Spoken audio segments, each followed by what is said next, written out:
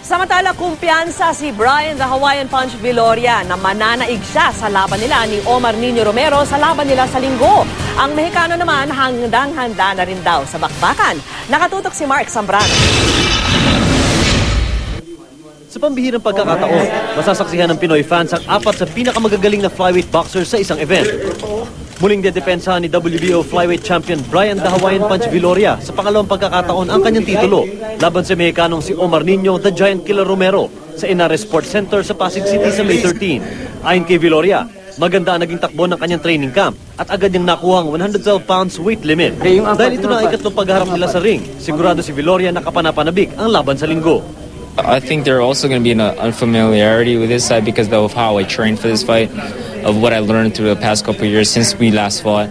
And I don't think he knows that I've improved as much as my skill, my speed, my power. Puspusan din ang paghahanda ni Romero. Bagaman 4 pounds pa ang inahabol niya sa timbang, handa na raw ang 2-time world champion na harapin si Viloria. Técnicamente me he preparado bien, como él supongo también. Yo vengo a una buena pelea y pues se salga vencedor el mejor, ¿no?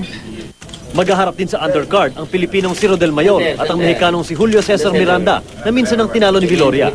Mapapanood ang Island Assault 4 sa Linggo, May 13, alas 9 ng umaga, live dito sa GMA. Mark Zambrano, nakatutok, 24 oras.